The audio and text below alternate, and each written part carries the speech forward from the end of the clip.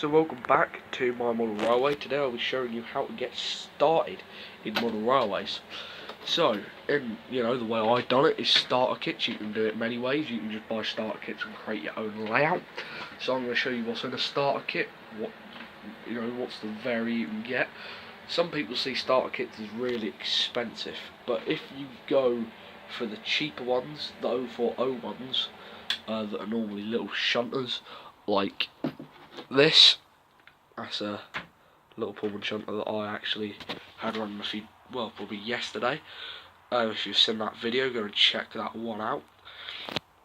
And they're pretty good. That one's got the wrong motor in it, so that goes a hell of a lot quicker than it should. But I don't really worry about that because I have them mostly running quite slowly. So I've set up, what you'd roughly get, because you'll get pretty much your locomotive, a passenger carriage, and some freight, just like that. So obviously, you won't get exactly them because some of them are actually quite old. The only two that are actually on that particular one that I got in my starter kit is the passenger carriage and the brake van. The rest of them I have actually bought separately over time. So what kind of controller will you get and how much track will you get? Well, track wise, you get quite a bit. You get this outer circuit here. Depending on some ones, you might get a little lay-by like the one on the inner track here. By the way, that's a dead locomotive. That goes from up them that are up here. They're die-cast models that I have collected, and in that selection there's Flying Scotsman, Mallard, Coronation, Spitfire, Blue Peter, and I think that's Winston Churchill, that one. Anyway, moving on from that, because that has nothing to do with today's video whatsoever. You'll get that much track, and then your controller. You won't get these because they don't make them anymore. They're really good controllers though. You can pick them up second hand from model shops. They're really good even now. I mean, these are good 6 years old. I've only had them 1 or 2. As you can see, the price tag's still online. It costs 15 quid. So that just proves they're really cheap. And that's controller and your wire and your plug. Now, normally plugs you have to buy separately, so it comes to about 25 quid altogether for them.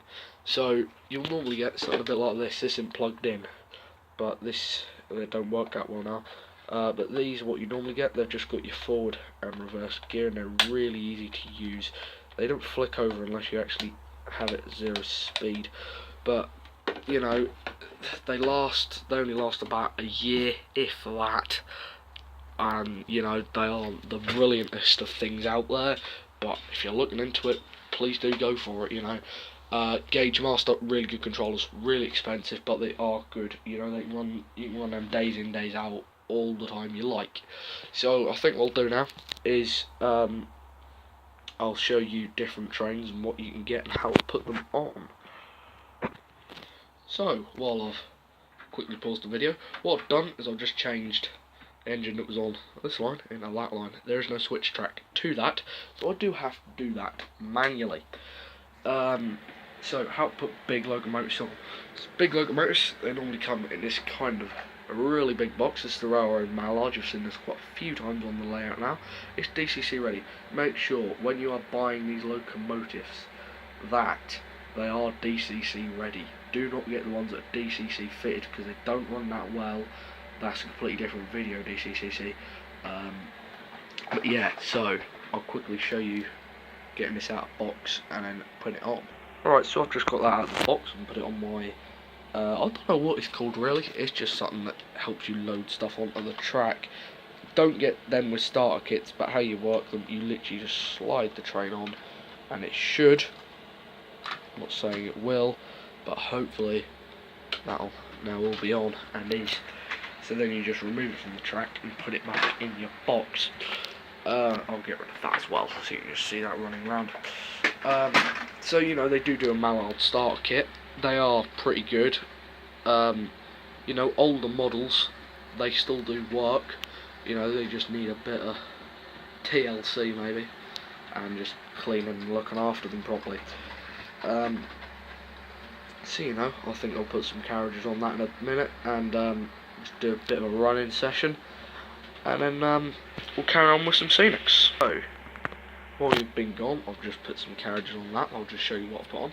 So I'll put my two red BRs on there, and one of the Pullmans. They're quite detailed, you know. They're only about 12 quid each for them ones. So that's now on. So I'll move on to scenics. Now grass and ballast, none of that's on here, as you can plainly see. I think I'll just turn that down a little bit. But what I have got, I've obviously got this station. Probably should stop the train before it actually goes in there. So I've got my bridge. I've got a little person. He's here. And I just got that thing and these little houses. I'll quickly go back to the start kit, because I didn't show you this. What you'll get, apart from your sign, how do you actually get power to the track if you're looking to do it by track extension packs. Get one of these. These are what I call power tracks. They could be called neutralizers, whatever they are.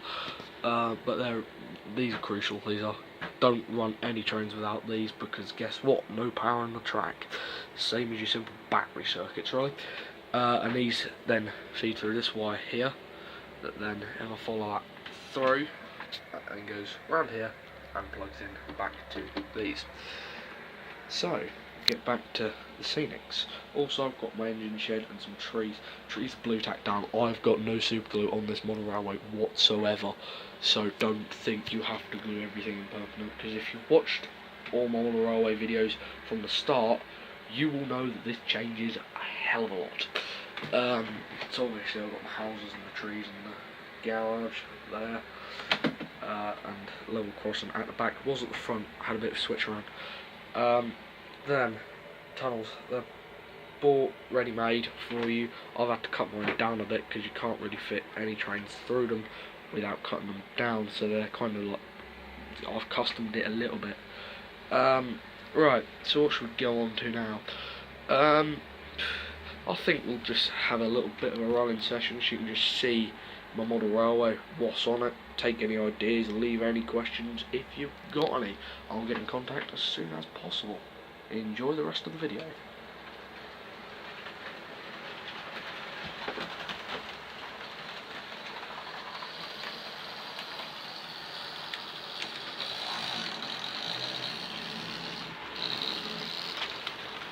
Sorry, just had a quick problem there with the inside train. That is on now, I should say. Okay, that doesn't work for me today. Just leave that there. So obviously, yes, we've got Mallard, we've got the station here, another station at the back. I'm going to have to wrap this up really quickly because I've got no more space left on the camera.